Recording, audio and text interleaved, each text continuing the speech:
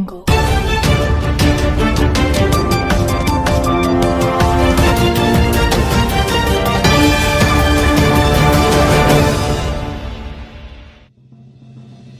चीन सीमा विवाद नहीं प्रतिरक्षा मंत्री अध्यक्षतार बैठक अनुष्ठित। कोरोना महामारी को दृष्टि रखी ऋण परिशोध समयसीमा स्थगित रखा मामलार आज सुप्रीमकोर्ट करेंगे शुणाणी। टेलीकम कंपानीगुड़िक बकेया एजीआर पैठ करने 10 वर्ष मोहलत देले सुप्रीमकोर्ट। 1984 ब्याचर भारतीय प्रशासनिक सेवा अधिकारी राजीव कुमार हेले देशर नूतन निर्वाचन कमिशनर एवं आसंता 14 आरंभ हेब संसदर वर्षाकालीन अधिवेशन।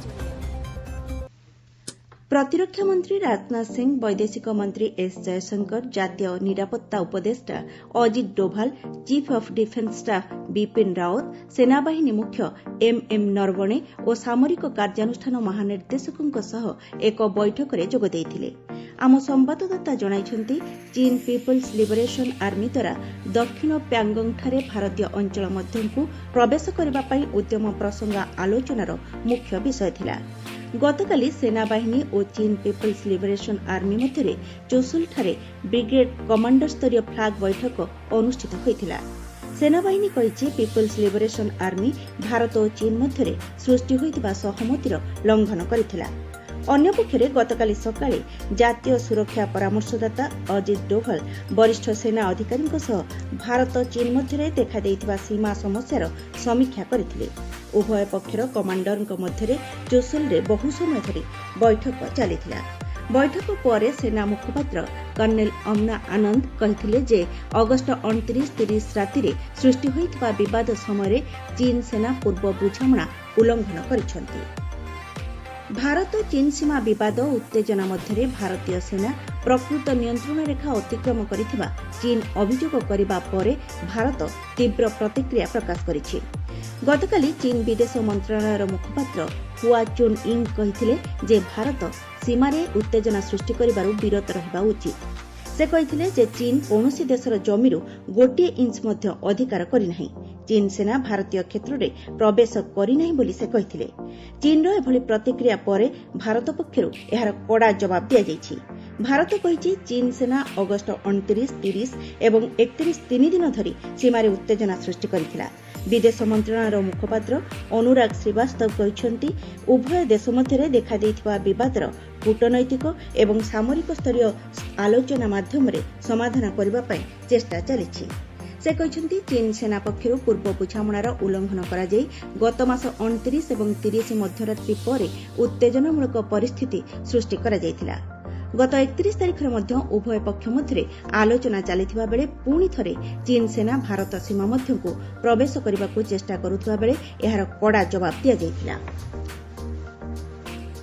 कोरोना महामारी को दृष्टि रखी ऋण परिशोध समयसीमा स्थगित रखिबा एवं सुध उपरे सुध आदाय करबा मामलार आज सुप्रीमकोर्ट शुणाणी करिवे। गतकाली ଏହି ମାମଲାରେ ଆସନ୍ତା 2 ବର୍ଷ ପର୍ଯ୍ୟନ୍ତ ଋଣ ପରିଶୋଧ ଅବଧି ସ୍ଥଗିତ କରାଯାଇପାରେ ବୋଲି କେନ୍ଦ୍ର ସରକାର ସର୍ବୋଚ୍ଚ ନ୍ୟାୟାଳୟଙ୍କୁ ଅବଗତ କରାଇଥିଲେ। ଜଷ୍ଟିସ୍ ଅଶୋକ ଭୂଷଣଙ୍କ ଅଧ୍ୟକ୍ଷତାରେ ଗଠିତ ଖଣ୍ଡପୀଠ ଏହି ମାମଲାର ଶୁଣାଣି କରି ସରକାରଙ୍କ ପଦକ୍ଷେପ ବିଷୟରେ ଜାଣିବାକୁ ଚାହିଁଥିଲେ। କେନ୍ଦ୍ର ସରକାରଙ୍କ ଓକିଲ ତୁଷାର ମେହେଟା କେନ୍ଦ୍ର ସରକାର ଆସନ୍ତା 2 ବର୍ଷ ପର୍ଯ୍ୟନ୍ତ ଋଣ ପରିଶୋଧ ଅବଧି ସ୍ଥଗିତ ରଖିବା ବିଷୟ ବିଚାର କରୁଥିବା କୋର୍ଟଙ୍କୁ ଜଣାଇଥିଲେ। तेबे ऑनलाइन माध्यम कोर्ट को दिया जाइथिबा सत्यपाठ गतकाली सुद्धा कोर्ट रे पहुंची नथिबारु आज एहार शुणाणी करबा पई दिन धार्य करा जाइथिला। गजेन्द्र शर्मा एवं आईनजीवी विशाल तिवारीଙ୍କ द्वारा ए संपर्कित 2टी आवेदन रे ऋण परिशोध अवधि स्थगित रखिबाको अनुरोध करा जाइथिला। तेबे सुप्रीमकोर्ट कहिसंती केंद्र सरकार रिजर्व बैंक एवं अन्य माने मिलित भाबे आलोचना करी सठिक समाधानर रास्ता खोजंतु। पूर्वतन राष्ट्रपति प्रणब मुखर्जीଙ୍କର शेषकृत्य संपन्न हेबा परे तांको चिताभस्म गंगा नदी रे विसर्जन करा जायछि। तांको पुओ अभिजीत मुखर्जी एवं परिवारर अन्य किछि सदस्य हरिद्वार ठारे चिताभस्म विसर्जन करिसंती। अभिजीत कहिसंती स्वर्गत प्रणब मुखर्जीଙ୍କର गंगा नदी अति प्रिय थिला। गतकाली पूर्वतन राष्ट्रपतिଙ୍କ शेषकृत्य संपन्न सामरिक मर्यादा सह लोधी रोड स्थित श्मशान घाटरे संपन्न होइतिला। तांको सम्मानार्थे केंद्र सरकार एवं अन्य केतेक राज्य सरकार 7 दिनिया शोक घोषणा करिसंती। पूर्वतन राष्ट्रपतिଙ୍କର 84 वर्ष बयसरे निधन घटिଥିଲା। ଏକ ଗୁରୁତ୍ୱପୂର୍ଣ୍ଣ ଘଟଣାକ୍ରମରେ ସୁପ୍ରିମକୋର୍ଟ ଟେଲିକମ୍ କମ୍ପାନୀଗୁଡ଼ିକୁ ବକେୟା ଏଜିଆର୍ ବା ଆଡଜଷ୍ଟେଡ୍ ଗ୍ରସ୍ ରେଭିନ୍ୟୁ ରାଶି ପଇଠ କରିବା ପାଇଁ 10 ବର୍ଷ ମହଲତ ଦେଇଛନ୍ତି। କେନ୍ଦ୍ର ସରକାରଙ୍କୁ ଏଜିଆର୍ ବାବଦରେ ଟେଲିକମ୍ କମ୍ପାନୀଗୁଡ଼ିକ ପ୍ରାୟ 1.5 ଲକ୍ଷ କୋଟି ଟଙ୍କା ବକେୟା ପଇଠ କରିବାର ଅଛି।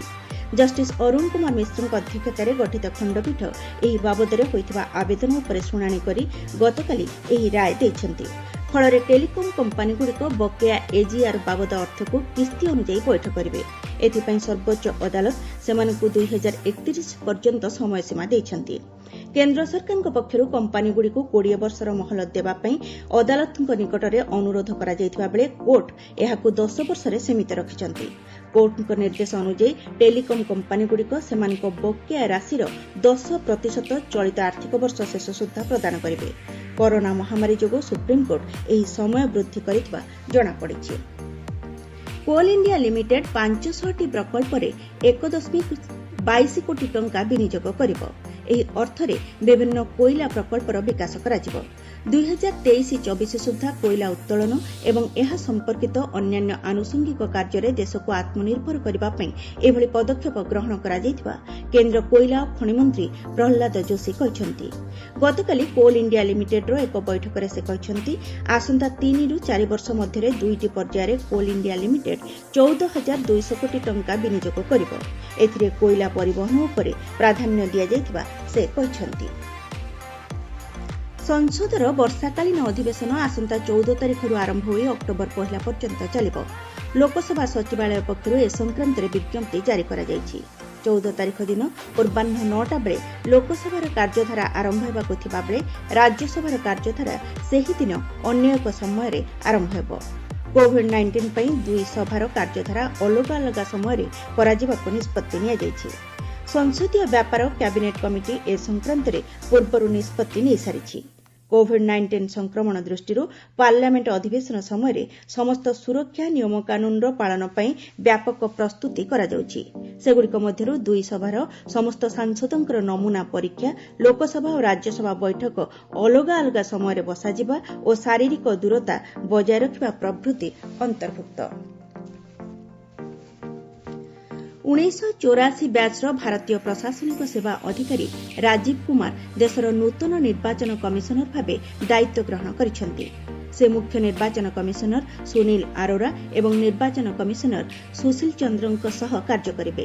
1960 ମସିହା ଫେବୃଆରୀ 19ରେ ଜନ୍ମଗ୍ରହଣ କରିଥିବା ରାଜୀବ କୁମାର 36 ବର୍ଷରୁ ଅଧିକ ସମୟ କେନ୍ଦ୍ର ସରକାରଙ୍କର ବିଭିନ୍ନ ମନ୍ତ୍ରଣାଳୟ ଅଧୀନରେ କାର୍ଯ୍ୟ କରିବା ସହ ବିହାର ଏବଂ ଝାଡ଼ଖଣ୍ଡ ରାଜ୍ୟର ବିଭିନ୍ନ ବିଭାଗରେ କାର୍ଯ୍ୟ କରିଛନ୍ତି।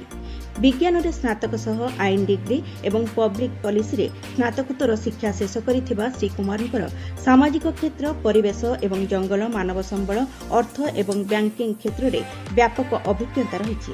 ସେ ଚଳିତ ବର୍ଷ ଫେବୃଆରୀରେ ଅର୍ଥ ସଚିବ ଭାବେ ଅବସର ଗ୍ରହଣ କରିବା ପରେ ଏପ୍ରିଲରୁ ଅଗଷ୍ଟ ପର୍ଯ୍ୟନ୍ତ ପବ୍ଲିକ ଏଣ୍ଟରପ୍ରାଇଜେସ୍ ଚୟନ ବୋର୍ଡର ଅଧ୍ୟକ୍ଷ ଭାବେ ନିଯୁକ୍ତ ହୋଇଥିଲେ।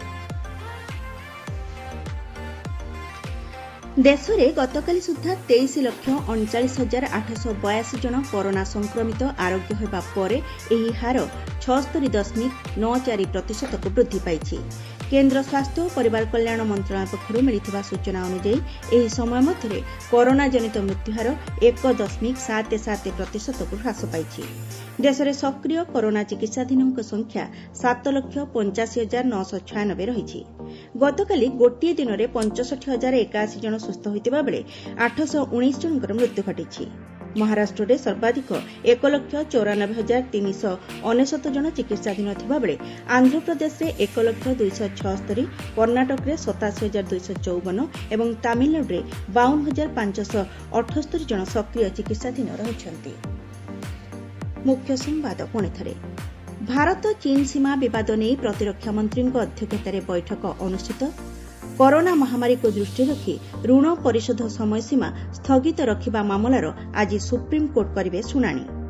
ଟେଲିକମ୍ କମ୍ପାନୀଗୁଡ଼ିକୁ ବକେୟା ଏଜିଆର୍ ପଇଠ କରିବା ପାଇଁ 10 ବର୍ଷ ମହଲତ ଦେଲେ ସୁପ୍ରିମକୋର୍ଟ।